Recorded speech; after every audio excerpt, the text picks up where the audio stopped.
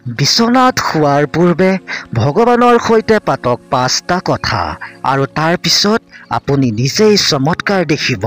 এই 5টা কথাৰ সদায় ভগৱানৰ সৈতে পাতিবলৈ লওক। দেখিব আপুনি যি বিচাৰে তাকেই পাবলৈ আৰম্ভ কৰিছে।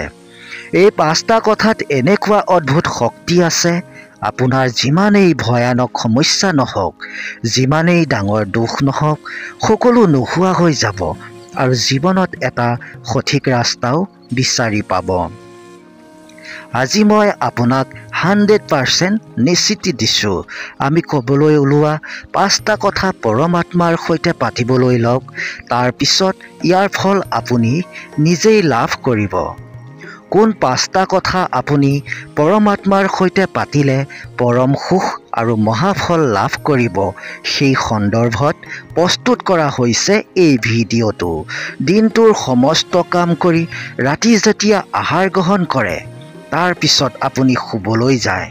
টোপনি শোৱাৰ পূৰ্বে বিচনাখনত পৰি মাত্ৰ 5 মিনিট চকু হালমুদি পৰমাত্মাৰ সৈতে 5টা কথা পাতক। আপুনি যিজনৰ পূজা কৰে, যিজন আপোনাৰ আৰাধ্য দেৱতা হয়, সেইজন পৰম পিতা পৰমেশ্বৰৰ ছবিখন মনলৈ আনি এই 5টা কথা কোৱাৰ আপুনি আৰম্ভ কৰক। এদিন নহয়, প্ৰতিদিনেই আপুনি কোৱা আৰম্ভ কৰক। আমি আজি এই 5টা কথা যি আপোনাক ক'ম, সেই কথা আপুনি পৰম পিতা পৰমেশ্বৰক কোৱাৰ কিছুদিনৰ পিছতেই ইয়াৰ প্ৰমাণ আপুনি লাভ কৰিব। এই 5টা কথাৰ কোৱাৰ পিছত আপুনি এনেকুৱা এক অদ্ভুত চমৎকাৰী শক্তি পাব। আপোনাৰ মন মগজু সকলো পজিটিভ শক্তিৰে ভৰি পৰিব। আপুনি সুখী হ'বলৈ ধৰিব।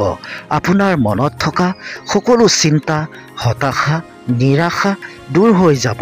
ফলত আপুনি যি বিচাৰে তাকে পাবলৈ সক্ষম হ'ব। ভগৱানৰ আশীৰ্বাদ আপুনি পাবলৈ সক্ষম হ'ব। ভিডিঅ'টো যদি চাই আছে তেন্তে খন্তেক সময়ৰ বাবে চকুহাল মুদি দিয়ক। আজিৰ এই ভিডিঅ'টো কথাখিনি চকু মুদি কেৱল শ্ৰৱণ কৰক। আৰু এতিয়া আমি যি ক'ম সেই কথাখিনি আপুনিও আওৰাবলৈ আৰম্ভ কৰিব। মানসিকভাৱে প্ৰস্তুত হৈ লওক। যদি লগত হেডফোন আছে তেন্তে শুনি বেছি ভাল পাব। নেথাকিলেও কথা নাই, ভিডিঅ'টো প্লে' কৰি কাষতে মোবাইলটো থৈ কেৱল শুনি যাওক। এতিয়া দীঘলকৈ এটা উশাহ লওক। মই যি ক'ম সেইখিনি আপুনি নিজে নিজেই কোৱা আৰম্ভ কৰক। প্ৰথমে পৰম পিতা পৰমেশ্বৰক ধন্যবাদ দিয়ক। হে পৰম পিতা পৰমেশ্বৰ, মই তোমাক ধন্যবাদ জনাইছোঁ, কাৰণ আজিলৈকে তুমি মোক জীয়াই ৰাখিছা। মই ভালেই আছোঁ। মোক তুমি পৰিয়ালবৰ্গৰ মাজত ৰাখিছা আৰু তেওঁলোকো কুশলে আছে। সেইবাবে তোমাৰ কৃপাত মই প্ৰসন্ন। তুমি মোক এমুঠি অন্ন দান কৰিছা, মই প্ৰসন্ন।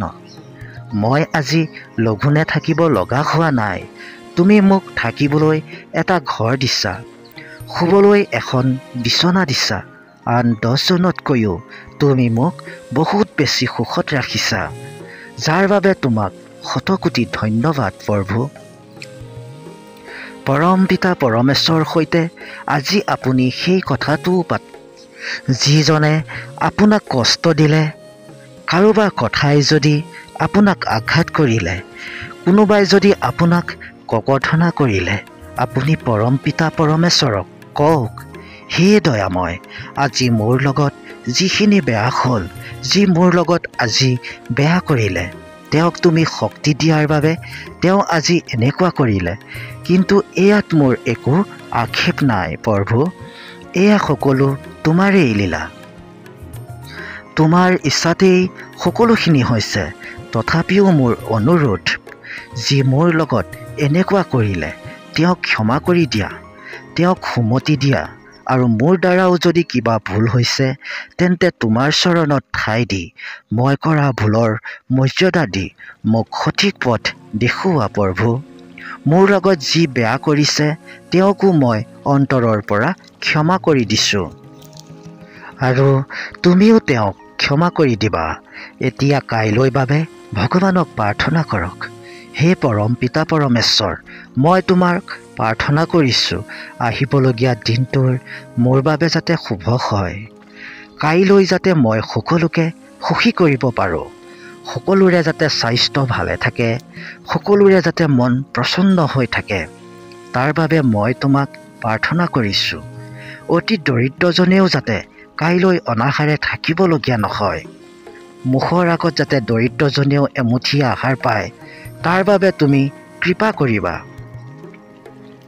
মোৰ দ্বাৰা যাতে কোনো ভুল নহয়, কাৰোৰ লগত যাতে বেয়া নহয়, আৰু মোৰ দ্বাৰা যাতে কাৰো একো ক্ষতি নহওক, তাৰ বাবে তুমি মোক আশীৰ্বাদ কৰিবা প্ৰভু।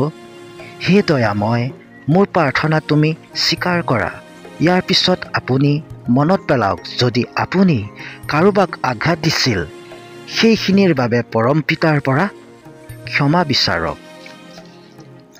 মোৰ সৈতে একেলগে কওক, হে পৰম পিতা পৰমেশ্বৰ, নিজ কৰ্তব্যৰ পালন কৰোঁতে কোনোবাই যদি আঘাত পাইছে, কাৰোবাক দুখ কষ্ট দিছোঁ, তেন্তে তুমি মোক ক্ষমা কৰিবা। ময়ো সকলো ভুল পৰাচিত কৰিছোঁ। আজিৰ পৰা যাতে মোৰ পৰা কোনেও দুখ কষ্ট নাপায়, তাৰ বাবে তুমি মোক আশীৰ্বাদ কৰা। আৰু শেষত সদায় বিশ্বৰ কল্যাণৰ বাবে ভগৱানক প্ৰাৰ্থনা কৰিব। হে পৰম পিতা পৰমেশ্বৰ, মই মোৰ পৰিয়ালসহ সকলোৰে কল্যাণ বিচাৰিছোঁ। মই মোৰ পৰিয়ালৰ সকলোৰে সুস্বাস্থ্য দীৰ্ঘায়ু কামনা কৰিছোঁ। সদায় যাতে মোৰ পৰিয়ালৰ সদস্যসকলৰ মুখত হাঁহি বিৰিঙি থাকে, তাৰ বাবে তুমি আশীৰ্বাদ কৰিবা। এই সংসাৰৰ সকলোৱে যাতে সুখী হৈ থাকে, সমৃদ্ধি হৈ আৰু নিৰোগী হৈ থাকে, সেয়াই মই কামনা কৰিছোঁ।